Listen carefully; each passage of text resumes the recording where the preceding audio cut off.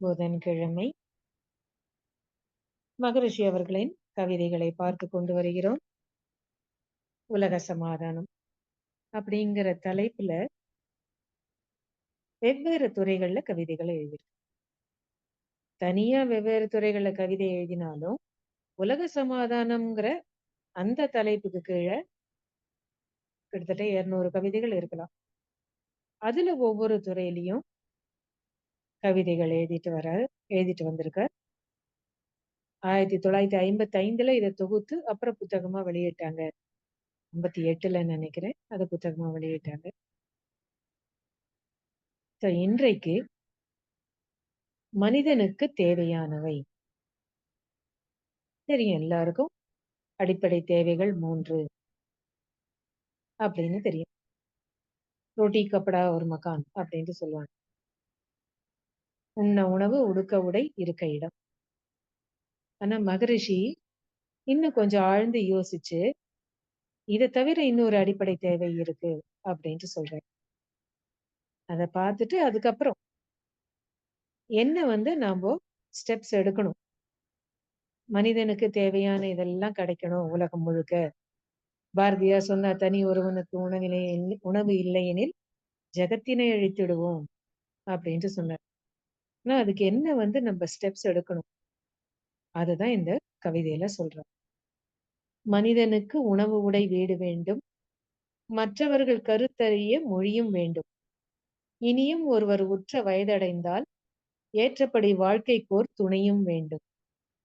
தனி மனிதன் சக்திகளை ஒழுங்கு செய்து சகல விதமாம் வாழ்க்கை வசதியெல்லாம் புனித முறையில் பகிர்ந்து துய்த்து வாழ பொதுவான கூட்டாட்சி முறையும் வேண்டும். அங்கங்க உபயோகப்படுத்துற வார்த்தைகள் பாருங்க. மனிதனுக்கு உணவு உடை வீடு வேண்டும், இது எல்லாருக்கும் தெரியும். உண்ண உணவு, சாப்பிடறதுக்கு அது சாப்பாடு தேவை. பசி எடுத்துன்னா உணவு தேவை. அப்புறம் தாகம் எடுத்தா தண்ணி. அப்புறம் அந்தந்த சீதோஷ்ண நிலைக்கு ஏத்த மாதிரி எங்கெங்க இருக்கோமோ அதுக்கேத்த மாதிரி ஆடைகள் தேவை. அப்புறம் நம்ம இயற்கை சீற்றங்கள்ல இருந்து பாதுகாத்துக்கணும். அப்புறம் இந்த சீதோஷ்ண நிலையில இருந்து பாதுகாத்துக்கணும்னா அதுக்கு வேண்டிய வீடு தேவை. அதோட மட்டும் இல்ல, ஒருத்தருக்கு ஒருத்தர் கருத்துக்களை பரிமாறிக்கொள்வதற்கு மொழி தெரிந்திருக்கணும். அதுதான் பிரச்சனையே தமிழ்நாட்டுல.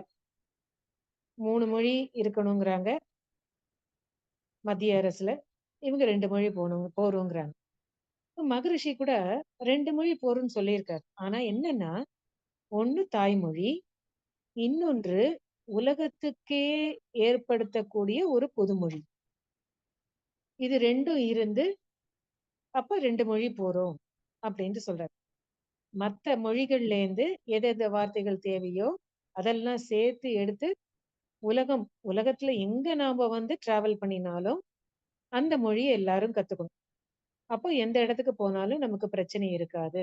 உலகத்துக்கே ஒரு பொதுமொழி வேணும். அப்ப தாய்மொழி ஒன்று, உலகத்துக்கே ஒரு பொதுமொழி அப்படின்னு 2 மொழி கொள்கை தான் சொல்றாரு. அப்போ ஒவ்வொருத்தர் தன்னுடைய கருத்தை இன்னொருவருக்கு பரிமாறிக்கொள்வதற்கு மொழி தேவையா இருக்கு.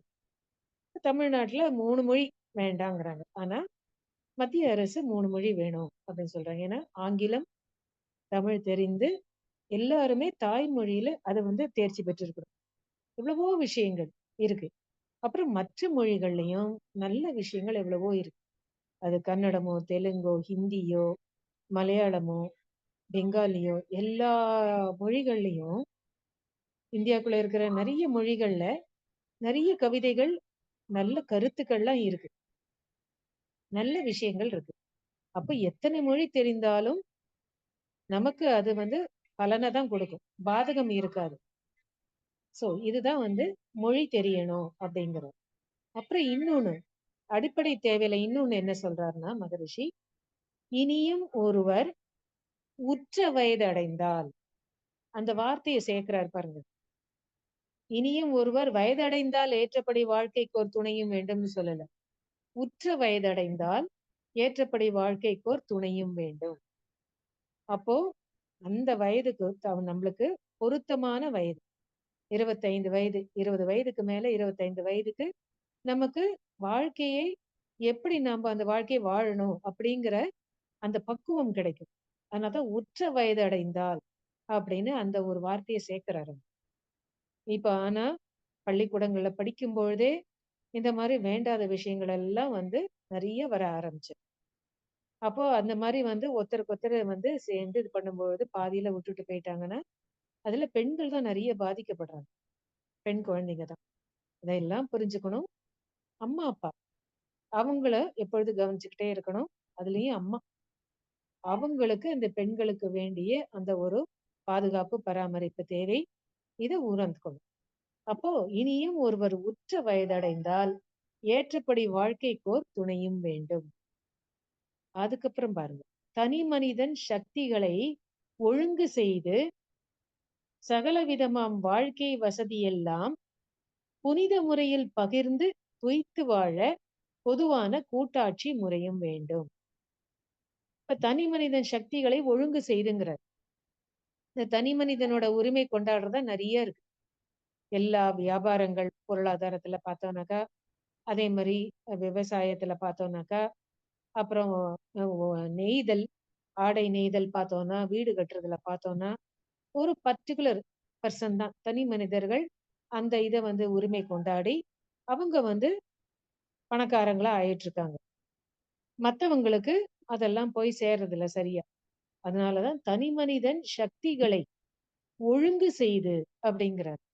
எனக்கு ஒரு ஒரு ஒரு ஒரு ஆற்றல் இருக்குன்னா, அது அதிகமா என்கிட்ட இருக்குன்னா, அது பணமோ இல்ல வேற ஏதாவது அதிகமா இருந்துச்சுன்னா, எனக்கு வேண்டியதை எதை நான் எடுத்துக்கொண்டு அதிகமா இருக்கிறத சமுதாயத்துக்கு அதை பயன்படுத்த வேண்டும். அந்த எண்ணம் இன்னும் வரல. அது டாக்டரா இருக்கட்டும், எந்த தொழிலையா இருக்கட்டும். அது வீடா இருக்கட்டும். சில பேருக்கு 4, 5 வீடு இருக்கு. இத்தனை வீடுகள் இருக்கு. அது சினிமா ஆக்டர்னா அவங்களுக்கு சம்பளம் அதிகம். அப்ப இதெல்லாம் தான் பிரச்சனைகள குடுக்குது. அதனால தான் தனி மனிதன் சக்திகளை ஒழுங்கு செய்து, அங்க ஒரு சிஸ்டம் சரியான சிஸ்டம் வரணும். சகல விதமாம் வாழ்க்கை வசதி எல்லாம் அப்ப எல்லாருக்கும் இந்த அடிப்படை தேவைகள் பொதுவானதாக கிடைக்க வேண்டும். புனித முறையில் பகிர்ந்து துய்த்து வாழ. அதுலயும் அந்த சிஸ்டம் சரியா இருக்கணும். ஒழுங்கான முறையில இருக்கணும்.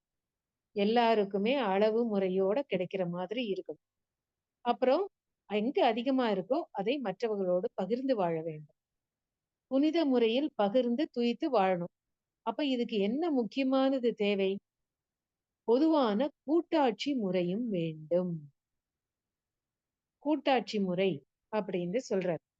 ஆனா நம்ம சாதாரணமா அந்த கூட்டாட்சி முறைனா என்ன நினைச்சுக்கிறோம்னா, அந்தந்த நாட்டுல நம்ம எப்படி இருக்கோமோ அந்த கூட்டாட்சி முறை தான் நம்ம பார்க்கிறோம்.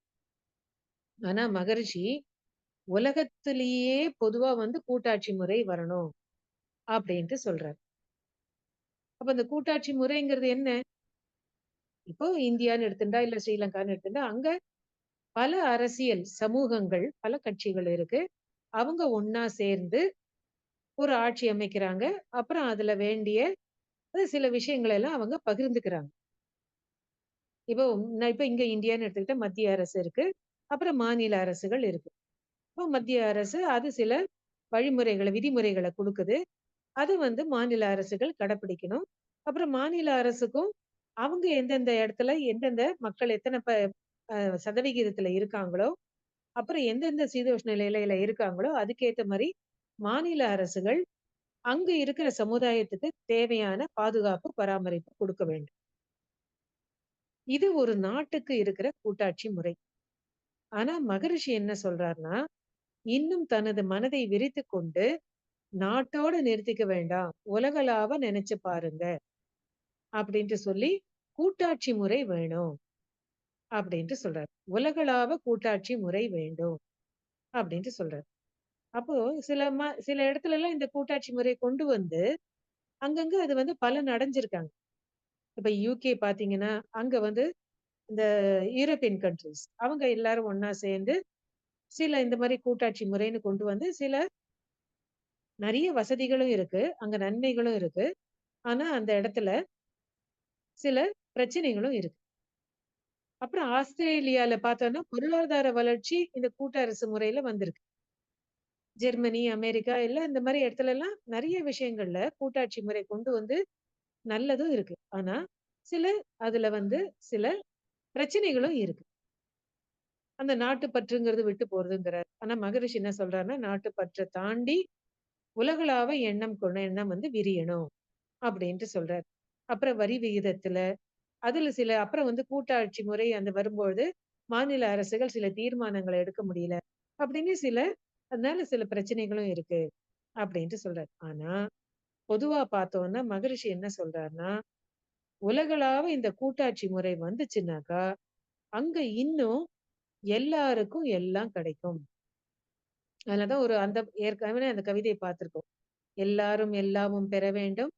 இங்கு இல்லாமை இல்லாத நிலை வேண்டும். வல்லான் பொருள் குவிக்கும் தனி உடைமை நீங்கி வர வேண்டும் தமிழ்நாட்டில் பொது உடைமை அப்படின்ட்டு சொல்றாரு. தமிழ்நாடுங்கிறதுல மகரிஷி என்ன சொல்றாருன்னா, உலகளாவ அது போகணும் அப்படின்னு சொல்றாரு.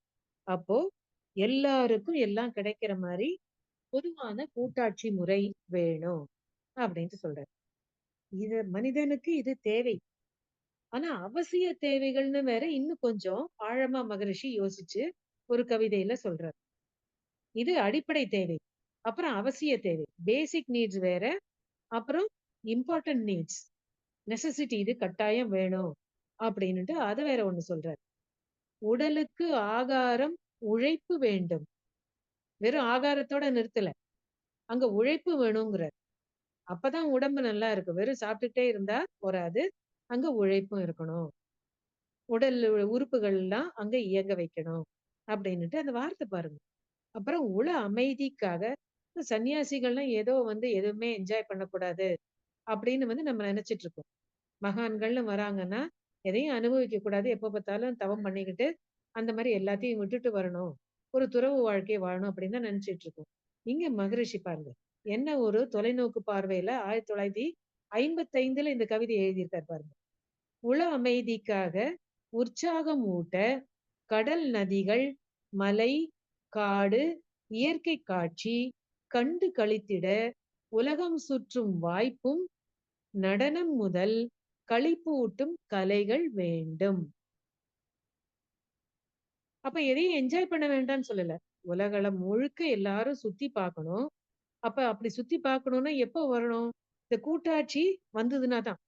உலகம் முழுக்க இந்த கூட்டாட்சி முறை வந்ததுனா தான், இந்த விசா பிரச்சனை எல்லாம் இல்லாம எல்லாரும் உலகத்த சுற்றி வர முடியும். அதனால தான் கூட்டாட்சி வேணுங்கிறாரு. கடல், நதிகள், மலை, காடு, இயற்கை காட்சி கண்டு களித்திட உலகம் சுற்றும் வாய்ப்பும், நடனம் முதல் களிப்பூட்டும் கலைகள் வேண்டும். கலைகள கற்றுக்கங்கங்கிறாங்க. அதுல வந்து ஒரு டிசிப்ளின் இருக்கணும். எந்த கலையா இருந்தாலும். எல்லாரும் கத்துப்போம். அந்த கலைகள் எல்லாருக்கும் அங்கங்க இருக்கிற இடத்துல, சூழ்நிலையில உதவியா இருக்கும். ஒரு பரதநாட்டியம் கத்துக்கிட்டாக்கா, அத வந்து சொல்லிக் குடுக்கலாம் மத்தவங்களுக்கு. ஒரு பாட்டுன்னு கத்துக்கிட்டா, அத எடுத்து சொல்லிக் குடுக்கலாம். அது வந்து அளவோடும், முறையோடும் செய்யணும். அதுதான் அங்க சொல்றாரு. புனித முறையில் அங்க வந்து ஏற்கனவே அந்த கவிதையில பார்த்தோம். புனித முறையில் அப்படின்ட்டு வந்து சொல்றாரு.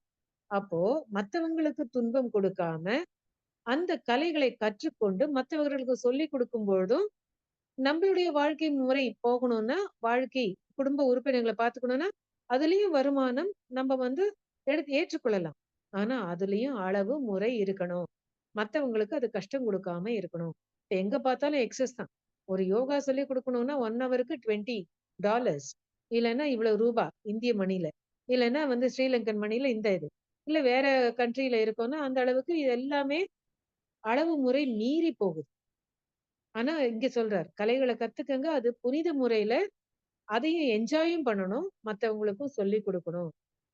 அப்படின்ட்டு சொல்றாரு. அப்போ அப்புறம் அத ஒவ்வொருத்தரும் எந்த கலையா இருந்தாலும், அத நம்ம கத்துக்கிட்டாலும் நமக்கு சந்தோஷமா இருக்கும். மற்றவர்கள் அத வந்து பெர்ஃபார்ம் பண்ணும்பொழுது நம்ம அத ரசிச்சு பார்க்கலாம். ஒரு இன்ஸ்ட்ருமெண்ட் இதுவா இருக்கட்டும், வயலினா இருக்கட்டும், எந்த இதுவா இருக்கட்டும், கலைகளா இருக்கட்டும், அத நம்ம என்ஜாய் பண்ண முடியும். அதோட நம்மளும் கத்துக்கிட்டு மத்தவங்களுக்கும் சொல்லிக் குடுக்கலாம். அத வருவாய் அதையும் நாம உபயோகப்படுத்திக்கலாம். குடும்ப உறுப்பினர்களுடைய வாழ்க்கை அடிப்படை தேவைகளுக்கு அத யூஸ் பண்ணிக்கலாம். எந்த அளவோட அவர் அழகா சொல்றாரு பாருங்க. அப்ப நடனம் முதல் களிப்பூட்டும் கலைகள் வேண்டும். அதோட மட்டும் இல்ல. இத சரியா அளவோடும், முறையோடும் எல்லாருக்கும் துன்பம் இல்லாம நாம ஒரு விழிப்புணர்வோட இதெல்லாம் கத்துக்கணும், மத்தவங்களுக்கு கத்துக் குடுக்கணும்னா, நல் நினைவை பண்படுத்தும் தியானம் வேண்டும். அப்படின்ட்டு அடுத்த லைன்ல குடுக்குறார். இந்த தியானம் தான் நமக்கு நல்ல வழியை காட்டும். அப்படின்னு. எல்லா என்ன வாழ நினைத்தால் வாழலாம். வழியா இல்லை பூமியில், ஆழக்கடலில் நீந்தி அப்புறம் அப்புறம் ம் பாதை தெரிந்தால் பார்த்து நடப்போம். அது. அப்ப அந்த கவிதையெல்லாம் பாருங்க எவ்வளவு அழகா இருக்கு. அப்ப பாதை தெரிஞ்சிருக்கு. ஆனா அதுல பார்த்து நடக்கணும். அதுதான் சொல்றாரு. அப்ப இதெல்லாம் இந்த கலைகள் இத என்ஜாய் பண்ணவும் பண்ணணும். அதுல நெறைய விஷயங்கள கத்துக்கணும். கத்துக்கிட்டு மத்தவங்களுக்கும் சொல்லிக் குடுக்கணும். அப்புறம் அதை வாழ்க்கைக்கு பயன்படுத்தும்போது மத்தவங்களுக்கு துன்பம் இல்லாம இருக்கணும். அப்படி இருக்கணும்னா, அங்க அதை அளவோடும், முறையோடும், விழிப்புணர்வோட செய்யணும்னா, அப்ப அங்க தியானம் வேண்டும். அதுக்கப்புறம் சொல்றார். விட வேண்டும் தேவையற்ற அனுபோகங்கள். அதுக்கு தான் அங்க அகத்தாய்வு வருது. நல்லவற்றுக்கு படிகட்ட வேண்டும், வேண்டாதவற்றை வடிகட்ட வேண்டும்ங்கிறார் மகரிஷி. அப்ப அங்க வடிகட்டணும்னா என்ன பண்ணணும்? அகத்தாய்வு பயிற்சி. எல்லாம் கொண்டு வந்துட்டார் பாருங்க. உடலுக்கு ஆகாரம், உழைப்பு வேண்டும். அப்ப உடலுக்கு உழைப்பு வேணும். அப்புறம் உழைப்பு. அந்த இப்ப இருக்கிற காலத்துக்கு ஏத்த மாரி ரொம்ப அதிகமா உழைப்பு இல்லைன்னா, உடற்பயிற்சிய கொண்டு வந்துட்டார். அதுக்கப்புறம் காயகல்ப பயிற்சி. அதுல இருக்கிற உயிர் நல்லா இயங்கணும்னா காயகல்ப பயிற்சி. அதுக்கப்புறம் இதெல்லாம் நம்ம சரியா இயக்கணும், நடத்தணும் அப்படின்னா, அங்க தியானம் வேணும். அதுக்கப்புறம் விட வேண்டும் தேவையற்ற அனுபவங்கள். இந்த அனுபவங்கள் எதெல்லாம் அனாவசியமா எக்ஸஸா அது நம்பளா இருந்தாலும் சரி, புலன்கள் வழியாக இருந்தாலும் சரி, இல்ல வேற வழியில அதிகமா பணம் இருக்குன்னா, அங்க அனுபவங்கள் எல்லை மீறி போகுது. வசதி அதிகமா இருந்தா எல்லை மீறி போகுது. அப்புறம் சின்ன வயசுன்னு நெனச்சுக்கிட்டு அதிகமா எந்த வேணா சாப்பிடலாம்ன்னு சாப்பிடுறோம். அப்போ அங்க வேண்டாத அனுபவங்களை அங்க விட வேண்டும். தேவையற்ற அனுபவங்களை விட வேண்டும். அங்க அகத்தாய்வு பயிற்சி நமக்கு உதவியா இருக்கு. விளையாது பெருகாது துன்பம் வாழ்வில். என்ன அழகா குடுத்திருக்காரு பாருங்க. அவசிய தேவைகள்னு குடுத்து, அதுக்கு நம்ம என்ன செய்யணும்? அப்போ ஆனா இத கடைப்பிடிக்கலைன்னா என்ன பிரச்சனைகள் வரும்? கடைபிடிச்சா எப்படி நம்ம வாழ்க்கை நமக்கு என்ஜாய் பண்ற மாரி இருக்கும், அமைதியா இருக்கும். விளையாது, பெருகாது துன்பம் வாழ்வில். துன்பம் வரவும் வராது.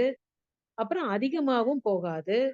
இந்த பயிற்சிகள்லாம் செய்யறனால ஏற்கனவே துன்பம் இருந்தா அத குறைச்சுக்கவும் முடியும், நீக்கவும் முடியும். அப்படின்ட்டு சொல்றாரு. அப்போ மனிதனுக்கு தேவையானவைன்னு குடுத்து, அடிப்படை தேவைகள்னு குடுத்து, அவசிய தேவைகளையும் இங்க குடுத்திருக்காரு. அப்போ எல்லாரும் எவ்வளவு நம்ம யோசிக்க வேண்டியிருக்கு பாருங்க. அத தவிர இன்னும் யோசிக்கிறார். சமதர்ம ஆட்சி. பெண்களுக்கு என்னென்னலாம் வேணும்? தனிமனிதன் தொழில் தேடும் அல்லல், ஆண் பெண் தாம் பெற்ற குழந்தைகளை வளர்க்கும் பாரம், கனிவுடைய வாழ்க்கையிலே வீடுதோறும் கடமை என உணவுகளை சமைக்கும் தொல்லை, மனிதர் ஒருவருக்கு ஒருவர் உயர்வு தாழ்வாய் மதம், சாதி, பொருள், புகழால் மதிக்கும் மாயை, இனி நமது கூட்டு முயற்சிகளால் போக்க எல்லோரும் முயற்சி வெற்றி காண்போம். அப்ப பொதுவான இந்த கூட்டாட்சி வந்துச்சுன்னாக்கா, இந்த பிரச்சனைகளும் இருக்காதுங்கிறார். சமதர்ம ஆட்சின்னு அடுத்த கவிதையிலையும் குடுக்குறார். எத்தனை யோசிச்சிருக்காரு பாருங்க மகரிஷி. சோ மனிதனுக்கு அடிப்படை தேவைகள், அவசிய தேவைகள், அதுக்கப்புறம் இப்ப இதெல்லாம் எல்லாருக்கும் எல்லாம் டிஸ்ட்ரிபியூஷன்லாம் இருந்துச்சுன்னா, பகிர்ந்து குடுக்கறது இருந்ததுன்னா, அப்புறம் எல்லாருக்கும் இந்த வேலை இல்லா திண்டாட்டமும் இருக்காது. தேடணும் அப்படின்னு போய் வேலை தேடணுங்கிற அந்த பிரச்சனையும் இருக்காது. அப்போ இந்த வேலை செய்யற அந்த நேரத்த குறைச்சோம்னா, எல்லாருக்கும் 4 மணி நேரம், 6 மணி நேரம் அப்படின்னு அதையும் டிஸ்ட்ரிபியூட் பண்ணி எல்லாருக்கும் எல்லாம் கிடைச்சதுன்னாக்கா, அப்போ அங்க தனி மனிதன் தொழில் தேடும் துன்பம், அல்லல், துன்பம். அது இருக்காது. ஆண், பெண் தாம் பெற்ற குழந்தைகளை வளர்க்கும் பாரம். அவங்க தான் அந்த குழந்தைகள வளர்க்கணும் அப்படிங்கிற அந்த பாரம் இல்ல. அனுபவம் பெற்றவர்கள், அறிஞர்கள், அவங்க நம்ம குழந்தைகள வளர்த்தாங்கன்னா, பாரபட்சம் இல்லாம வளர்ப்பாங்க. அங்க பாசம், பற்று இருக்காது. அன்பு, கருணை தான் இருக்கும். அதுக்கப்புறம் சொல்றாரு, "கனிவுடைய வாழ்க்கையிலே வீடுதோறும் கடமை என உணவுகளை சமைக்கும் தொல்லை." பெண்கள் இப்போ வேலைக்கும் போறதுனால, அவங்க தான் சமைக்கிறதுங்கிறது வந்துருச்சு. இப்ப வெளிநாட்டுலலாம் இப்போ ஆண்களும் சமைக்கிறதெல்லாம் வந்தாச்சு. இன்னும் இந்த சில நாடுகள்ல இதெல்லாம் மாறல. அப்போ எல்லாரும் பொதுவா சமையல் எது வந்து உடலுக்கும், மனதுக்கும் நல்லதா இருக்கோ, அந்த உணவு வகைகளை எல்லாரும் பொதுவா சமைச்சு அந்த மாரி நம்ம சாப்பிட்டோம்னா, ஒரு ஒரு பர்ட்டிகுலர் பெர்சனுக்கு இந்த தொந்தரவு இருக்காது. ஐட்டம்ஸ் எக்கச்சக்கமா பண்றோம். அப்புறம் அது வந்து உடம்புக்கு நல்லதான்னு பார்க்கறதில்ல. அந்த மாரி எல்லாம் உணவு வகைகள்லாம் இருக்கு. இதெல்லாம் மாற்றி அந்தந்த ஒவ்வொருத்தருக்கும் எது எது தேவையோ அந்த மாரி இருந்துச்சுன்னா நல்லது. அப்டின்னுட்டு சமைக்கும் தொல்லை, மனிதர் ஒருவருக்கு ஒருவர் உயர்வு தாழ்வாய், மதம், ஜாதி, பொருள், புகழால் மதிக்கும் மாயை. மாயைங்கிறார். மதத்தினால, ஜாதினால, செல்வத்தினால, அப்புறம் புகழ்னால, இத வச்சுக்கிட்டு நம்ம ஒருத்தருக்கு ஒருத்தர் மதிக்கிறோம். இது ஒரு மயக்க நிலைங்கிறார். இதெல்லாம் வந்து தவிர்க்க முடியும். எப்படி? இனி நமது கூட்டு முயற்சிகளால் போக்க எல்லாரும் முயற்சித்து வெற்றி காண்போம். அப்ப கூட்டாட்சி முறைன்னு வந்துச்சுன்னாக்கா, இந்த மாரி பிரச்சனைகள்லாம் போகும். எல்லாமே அங்க வந்து பகிர்ந்து கொடுக்கும் தன்மை இருக்கும். எல்லாரும் எல்லா நாட்டுக்கும் போயி டிராவல் பண்ணி போக முடியும். இந்த விசா பிரச்சனை இருக்காது. கலைகளை எல்லாரும் எத்தனையோ கலைகள் இருக்கு. இந்தியாக்குள்ள இத்தன கலைகள் இருக்குன்னு, அப்புறம் வெளிநாட்டுக்கு போனா அங்க ஒவ்வொரு நாடும் பார்த்தோம்னா, இப்பலாம் அ டிவில பார்க்குறோம். அதெல்லாம் வந்து நமக்கு காமிக்கிறாங்க. எத்தன வந்து கலைகள் இருக்கு. அந்தந்த நாட்டுல. அவங்க உடுத்தும் உடை எல்லாம் பார்க்க ரம்மியமா இருக்கு. அழகா இருக்கு. அவங்க அணிவகுத்து அத செய்யும்பொழுது எவ்ளோ அழகா இருக்கு. அத ரசிச்சு அந்த கலைகள ரசிச்சு நம்ம பார்க்கும்பொழுது, எல்லாமே அப்ரிஷியேட் பண்ற மாரி தான் இருக்கு. எல்லா நாடுகள்லயும் இருக்கு. ட்ரைபல்ஸா இருக்கட்டும். அவங்க கூட அவ்ளோ அழகா வந்து அந்த நம்ம அவங்களுக்கு கிடைச்ச பொருள வச்சு, அவங்க அந்த உடைய உடுத்தி, அதுல வந்து அவங்க வந்து அந்த மாரி நடனங்கள்லாம் ஆடுறாங்க. எவ்ளோ அழகா இருக்கு அதெல்லாம். அப்போ களிப்பூட்டும் கலைகள் வேண்டும். எவ்ளோ யோசிச்சிருக்காரு பாருங்க. இத்தனைக்கும் மகான் தான். ஒரு சன்னியாச வாழ்க்கை தான் வாழ்ந்திருக்காரு. தியாக மனப்பான்மையோட தான் வாழ்ந்திருக்காரு. இருந்தா கூட என்ன உயர்ந்த எண்ணங்கள் பாருங்க. அப்போ எதையும் அனுபவிக்க வேண்டாம்ன்னு சொல்லல. அங்க அளவு முறை இருக்கணும். இன்னொருத்தருக்கு துன்பம் கொடுக்காம இருக்கணும். அததான் அங்க சொல்றாரு.